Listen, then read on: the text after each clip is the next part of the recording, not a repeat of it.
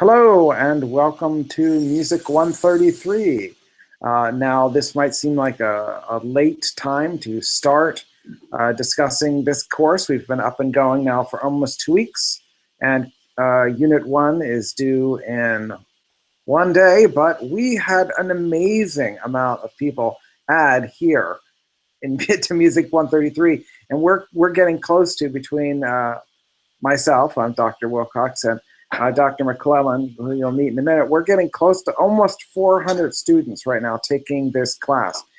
Even though there's not necessarily 400 people watching us live right now, there are 400 people in this class, which is a lot of students. So part of why we wait to do this and wait till nearer the end of Unit 1 is to give people time to get settled, to add and start moving through some of the content.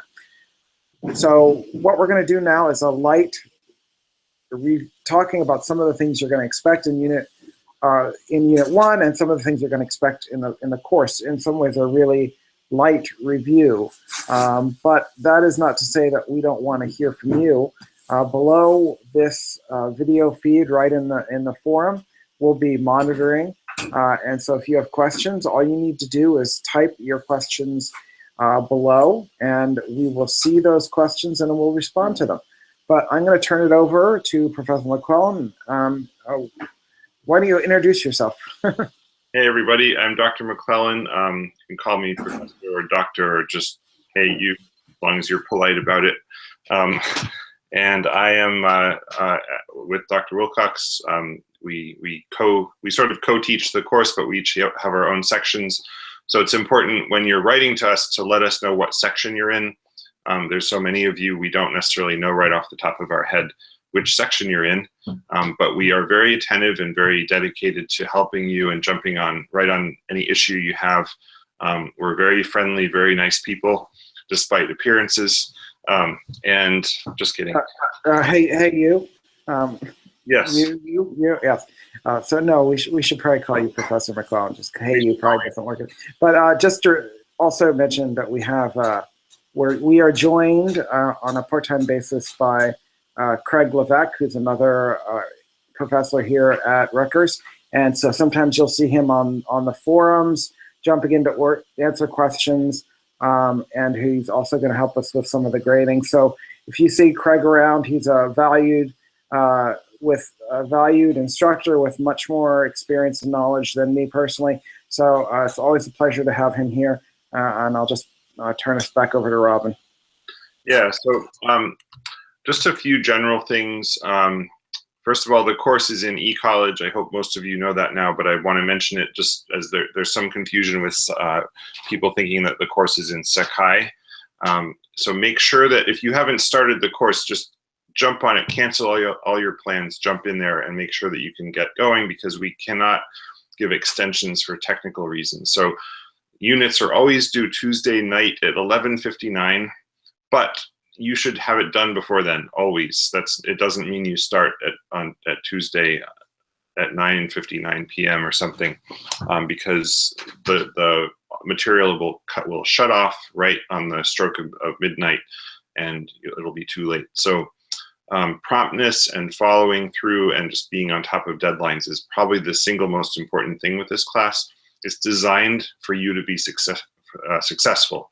So everybody, no matter who you are, no matter what level of experience you have, you will do well in this course if you follow the deadlines, pay attention, and just do all of the work. We've taken great pains to give you all of the tools to be successful. It's not the kind of course where if you just don't have a head for it, you won't do well. Like, everybody will do well if you do the work. So that's important. And we've had hundreds and thousands of students come through the course, and we've seen that time and again. No matter what your experience level is, you can do well. But it's difficult with the online course sometimes to remember that it's there and sort of keep it in mind. So just being on top of that's really important. Yes. I just wanted to jump in on that. Well, a couple of things. First of all, when we say thousands, we literally mean thousands. There have been thousands of students who've taken this course. So you're one of a great tradition of people seeking to finish their arts requirement. through taking this course, and that's fine. We understand that not everyone here is a musician, or maybe they haven't played an instrument since elementary school or whatever. We understand that that's true, and we also understand that for some of you it will be more challenging, and for some of you it will be easier. Also true. But one thing we'd like to point out, most of the grades in this class are assignments, homework assignments. So the nice thing about the homework assignments is you can take them as many times as you want. The only thing you can only do once is turn in the creative projects, creative project 1 and 2, and the exam. Other than that, everything can be done multiple times. And it will always secure your most recent score. So theoretically, if you improve at a skill, you can do better and better and better. And even with the exam, the core concepts exam, everything you'll have to do there is based on homework assignments you've taken. So if you've mastered the homework assignments, you are right where you need to be for the exam. Another thing about the homework assignments is you can go into the grade book, click open the assignment, and it'll tell you which ones you got wrong. So if you did a homework assignment, but you're getting everything wrong on page 2, you can open it up and look. And if you still don't understand, take a screenshot, send it to us. We'll try to point you in the right direction. When you're getting in contact with us, assuming you can't figure out from a listing of what you're getting wrong, go ahead and tell us what question you're on, and what section you're in, but also what question you're dealing with. Because the questions on almost the entire course are random. So your question 3 on homework 2 is different than anyone else's. So it's not simply that you can tell us, or write in Piazza, is anybody having trouble with question 2 on homework assignment 3? Well, your question 2 is different. So keep that in mind. So what should we talk about next?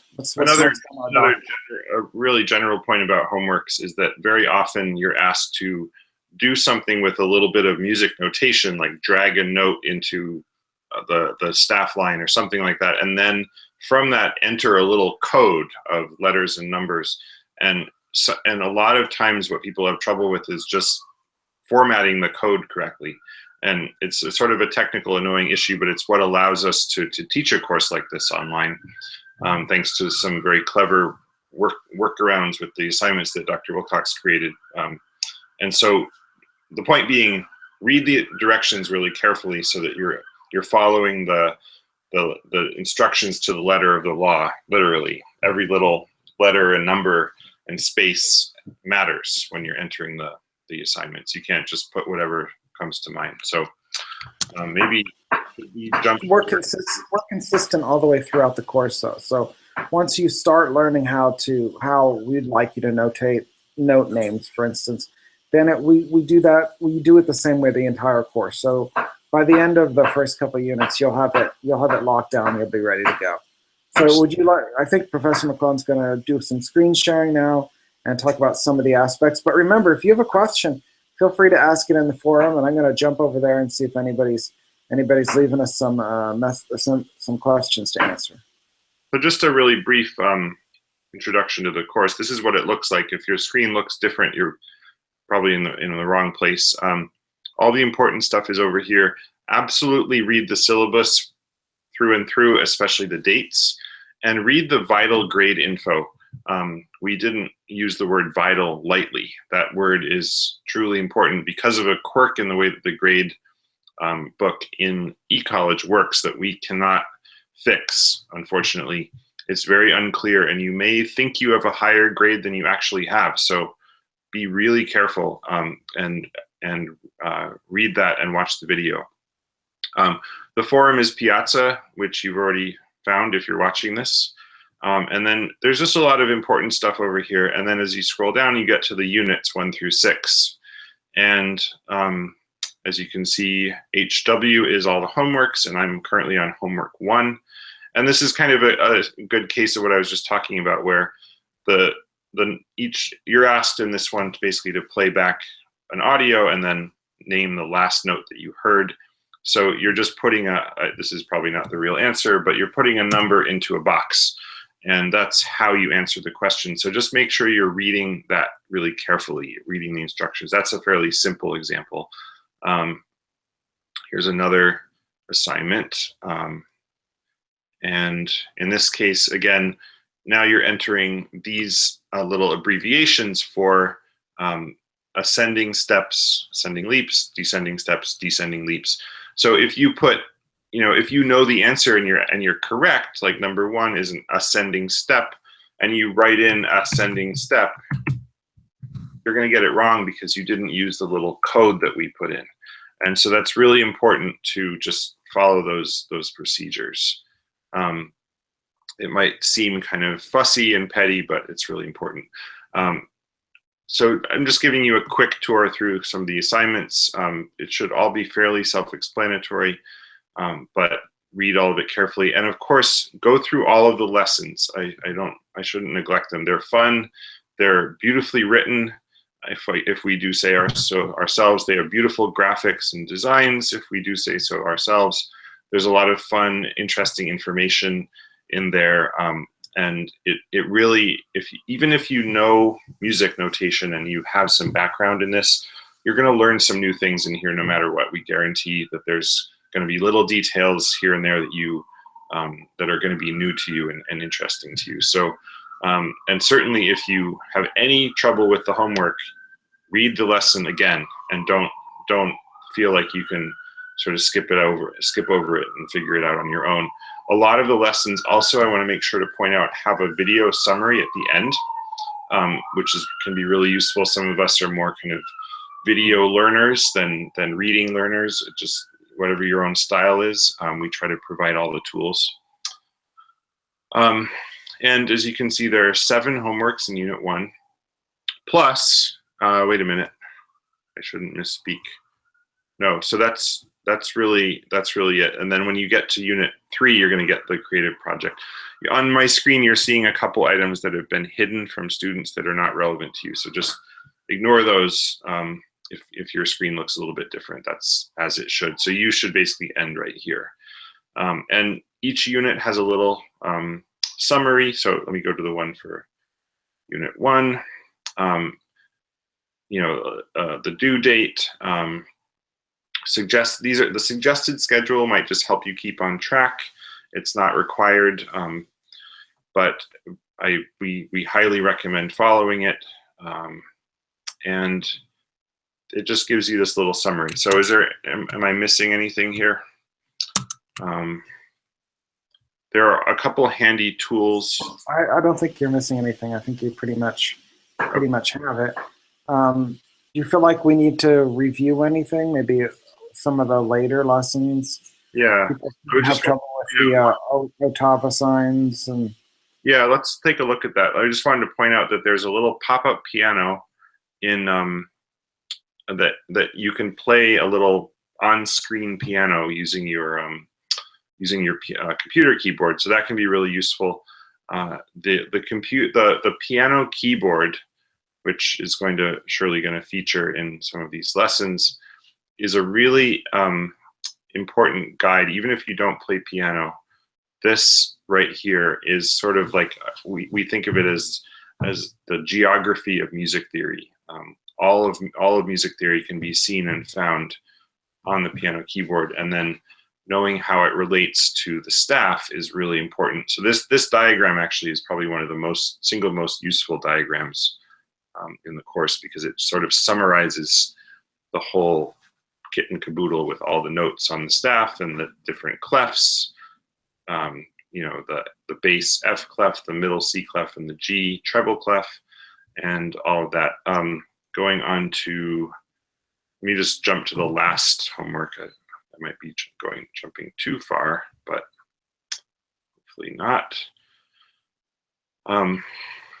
Yeah, so this is another case where we've provided a little homework breakdown to give you instructions on how to do the homework, because sometimes it's just a matter of knowing how it's supposed to work. And this one is all about making sure that you understand the relationship between notes on the staff and notes on the piano keyboard. So you have to know which of these 88 keys of the piano this note is, including this ottava symbol, which means that the note is an octave lower, or 8 notes lower than it's actually written on the staff. So just let me see if I can do this homework, and then that will help you feel confident that if a music theory professor can do it, so can you. So middle C is up here. Middle C is right here, the green key. I jump down an octave. The C below middle C is this second space, so I'm going to find that on the keyboard. That's note number 28. And these numbers are just for reference. They don't mean anything other than to help you count. Then I'm going to jump down to the written E, which is going to be boop, boop, boop, boop, the E right below that C. So this is if there were no octava symbol right here, we would be looking at this E, note number 20. But this means we're a whole octave below that. So jumping down, this is going to be this key. It's very near the bottom of the keyboard. It's the 8th key counting from the left, you can see because it's next to 9. And so your answer is going to be 8. So that's how you do that one. I don't know if it's worth doing too much of this in detail because hopefully it will all be explanatory, but why not?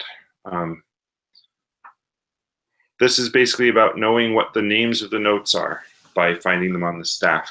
And once you're done, what? Once you're done this, we have some questions. Oh, okay. Well, I think we should jump to the questions because all of this should be fairly clear. And if it's not, you will ask us on Piazza as you go along between now and tomorrow night. So what are some questions?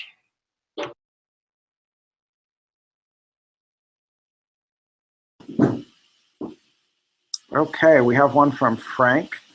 This is Frank, section 92. I was wondering if anyone has any tips or tricks for being able to easily count the pitch.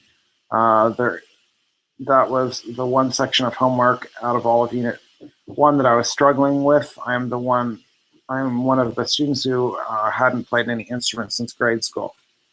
Yeah, and then Margie follows up asking if he's referring to what do you mean by counting pitch, like on the keyboard? Is it the counting pitches on the piano that's giving you trouble, or is it counting the letters? Oh, so what Frank is having trouble with the first assignment where you have to follow along with the audio recording and stop the audio recording, kind of find the place in the score the audio recording stops. Do you have any tips for that, Robin?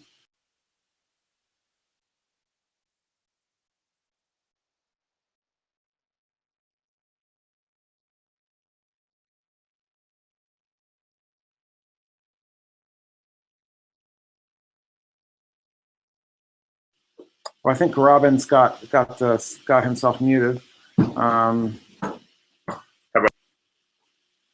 Oh, I did that. My bad. Are you good now? How about now? Yeah, you're good. All right. Yeah, so this one, it can be intimidating to be faced with this musical score and the audio, and you're like, how do I even know what make heads or tails of this because I don't read music? And we don't expect you to read music when you start this brand new course with this very first assignment.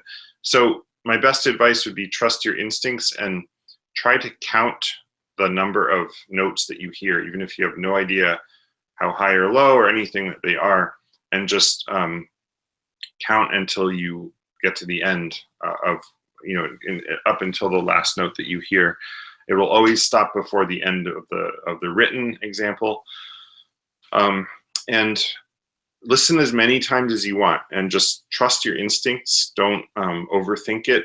I hate to say that in general because we want you to think hard in this course, but don't feel like, I guess what I mean is don't second guess yourself too much. Trust that you're hearing more than you realize, and listen many, many times. I think that's probably my best advice there. Yeah, I always just put my finger or my mouse on the notes, and as the music goes up and down, I just sort of drag it along. So every time I hear a new pitch or a note played, I just move on to the next one with the mouth. So it's sort of kind of keeping up with it. And you kind of get a sense of how the directions of the notes match with how the pitches come out. And that's sort of why we have you do this, just to kind of give you a visual sense of how written music kind of reflects the sounds that are being made. But either one of those is the perfectly acceptable technique to use. So give them a try and see if that makes any benefit. Let's look at one of these other questions. Let's see. Devin is having trouble because you've got a little ambiguous name, he, she, or other is having trouble with the content of the first few homework assignments. They've spent a lot of time on it, but they don't seem to be able to pass. And they were wondering if this was maybe too difficult for someone without any musical background, or if this is too advanced. From my perspective, what we cover is pretty much typical for this type of course. And it's very much a tutorial course. So it's like learning, grammar or syntax or the beginning parts of the language, or even like basic math. It can be kind of mathy. So if your brain tends towards, those sorts of courses, I mean, I would hesitate to say that there's a strong correlation between math and music, but certainly the type of brain that does well with very systematic breakdowns tends to feel more comfortable in this type of environment. And this is pretty typical at the beginning. Whether you should leave the course or not, well, I mean, it's really hard for me to say whether you should leave the course or not, if this is the kind of thing that really suits you. One thing you could do is paste in specific things you're having trouble with, and we see if we can identify them. And remember, as we've said, with the homework assignment, you're allowed to click into the gradebook and open up the assignment. You can see which ones you're getting wrong. So try to do a few, identify some issues or areas where you're confused, and then send us an email or post it on Piazza, and we'll see if we can clear some of this up for you. Do you have any advice for Devin? Yvonne? I would agree with what you said, and I think that sometimes starting out a course like this, there's some little way that you're going about it that might be tripping you up sort of across the board, like some little procedural technical thing. So it might be that we can help you clear that up, and then you're off and running. But certainly you have to be the best judge of what feels doable to you. But we're here to support you, and we've encountered questions like yours before, and we've had people start out the course and feel pretty nervous and scared. And very often, if they reach out and give us some really specific examples of things that they're struggling with, we're able to help them get going, and then they feel much more confident. And once you get the first unit down, like the other units each one is challenging in its own way, but once you sort of get comfortable with the whole general approach, you will likely be feeling much more confident about the whole thing. But again, if you feel like there's other courses that are just going to be better suited, we don't want to say like stick with it no matter what, because we wouldn't want to shove you into a corner with it either. But we do want to encourage you to try to move past whatever is tripping you up at this point. Yeah. After several weeks of French, I was, encouraged to go back to Spanish because I could not say we. I kept saying si, So, sometimes it's just not a good fit, and if it's not a good fit, that's fine. It doesn't mean music isn't a good fit necessarily. I mean, you might do very well in the music history course. That's something a lot of people really enjoy, or an art history course. There's lots of ways to meet this requirement. We realize that we are just one option. Yeah, but it's a great question, and I'm sure it's very much like a commercial, though, right? Yeah. There's lots of ways to meet your arts credit needs, and we thank you for choosing Music 131. We realize 133 isn't right for everyone, and we appreciate your consideration. But I want to thank you for that question, because it's a good one. Yeah. You're certainly not the only person feeling that way, and so I hope we've answered that for a number of people. I see a new comment from Margie. Hi, so I don't have any questions, but I wanted to say hello. Hello. Nice to meet you. Also, for exams, can we have a paper and pencil to write the question to better understand? Absolutely. Yes. The Grand Kona question, I would like to write a scale to find my middle C for different clefs. Yes. You realize you're only getting the Proctor track, which you probably should say a word about.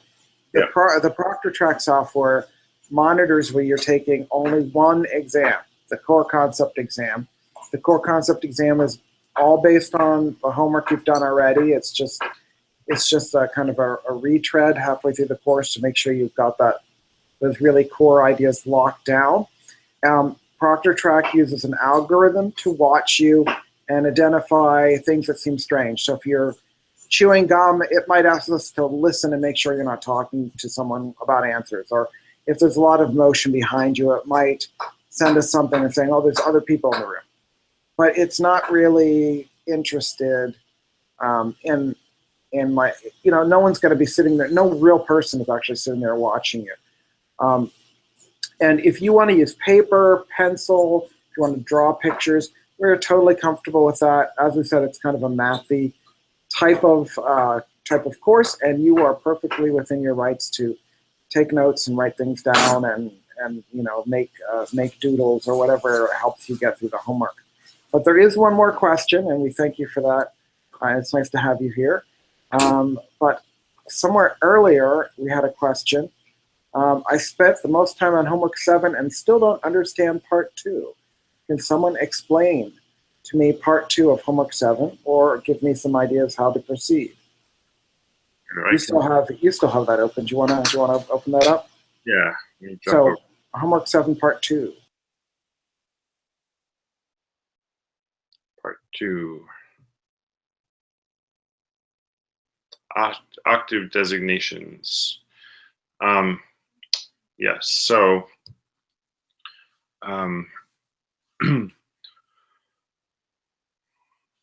So basically, you are finding the.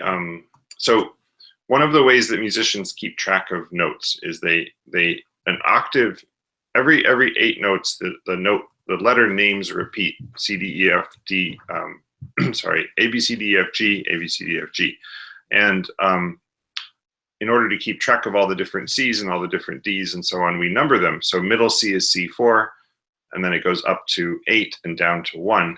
And so we need you to be able to identify where on that vast range of notes a given note is.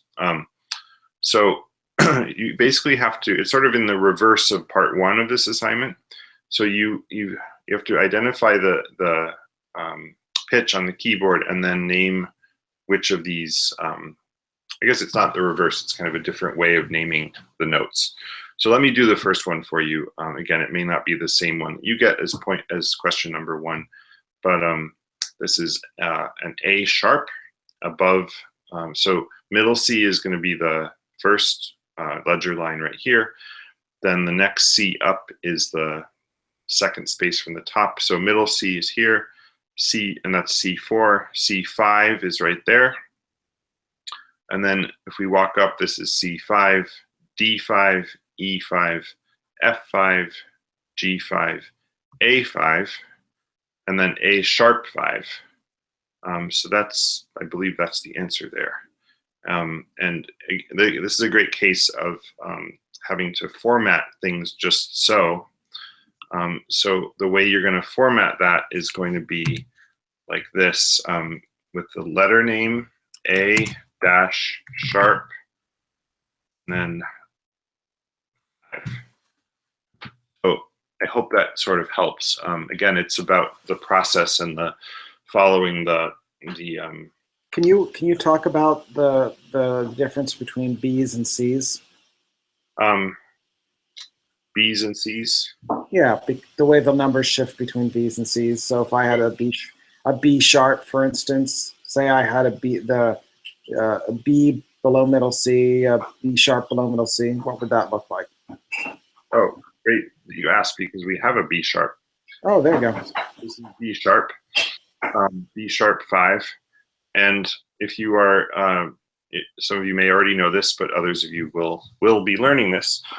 B sharp is one half step or semitone above B, and it's actually the equivalent pitch on the piano as C. It's one of those weird tricks of theory. It's don't be alarmed, but you'll get there.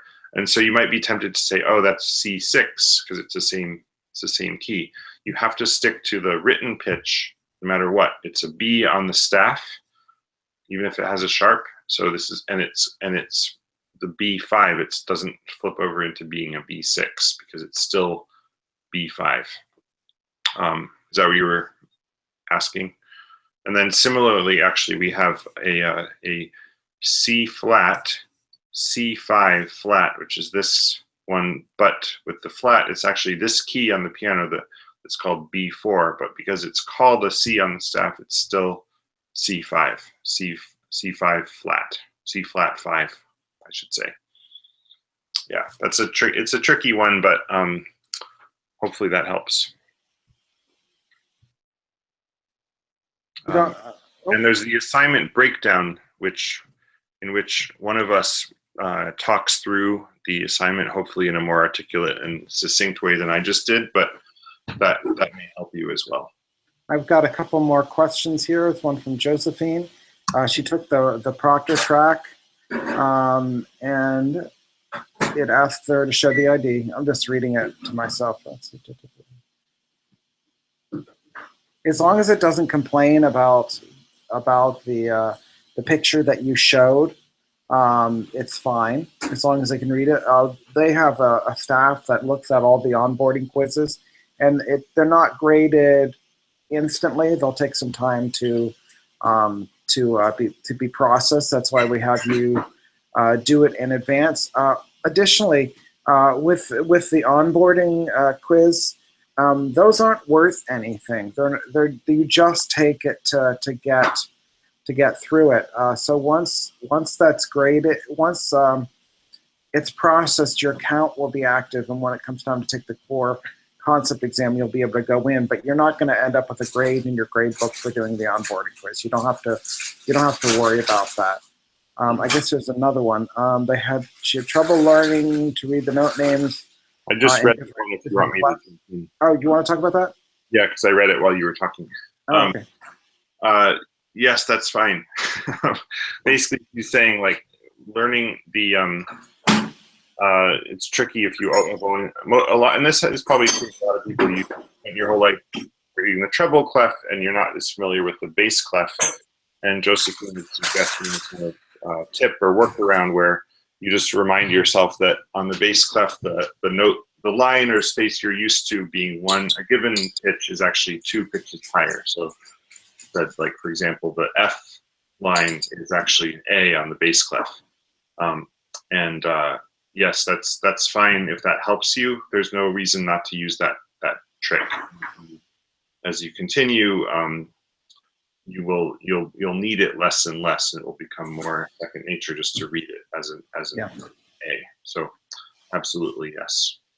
We also have a question here from Matt, and he wants to know about the exams. Will they have any listening questions? No. In fact, there's really only a couple homework assignments that ask you to do any listening, and that will all be in Unit 1. So exactly which homework assignments will be requested or be covered in the exam is listed under the exam. So if you click on the exam folder, you'll see a list of the homework assignments. And questions from the question pools that make up those homework assignments will be directly used in the exam, and you will not have to do any listening and things like that. And when will we have to set up the Proctor track? Well, right now, Proctor track has not been activated fully. The company that supports Proctor track is still in the process of going through all the many sections of Music 133 and all the other courses in the division that use ProctorTrack. So once they have that set up, we'll be asking you to go in and take the onboarding quiz. The important thing is not when you do it, it's when you do it by. So as long as you do it within 2 weeks of the core concept exam, it's all fine. So we'll probably in a month or so push you to start doing it. But for right now, you can just sort of wait on us to kind of give you the word. And it looks like maybe we have another question here. Let's see. No, I think that was it. Now, if there's nothing else, I think we should call it quits for the night, and you can always ask more questions later, or if people come back and watch this subsequently, welcome. But Professor McClellan has a newborn in the house, so we're gonna let him go do his daddy duties before bed. 1 month old. Yeah, so a 1 month old. So. And congratulations again. So it was nice meeting all of you, and on behalf of myself and Professor McClellan, we're going to sign off. Do you have anything you want to contribute before we go? Just again, I want to welcome everybody and encourage you that if you're having any tough times with any of the material, just this course is designed for you to succeed, and we're here to help, and we are confident that you're going to do great and you're going to learn a lot and have a good time. So welcome. Welcome. Goodbye, all.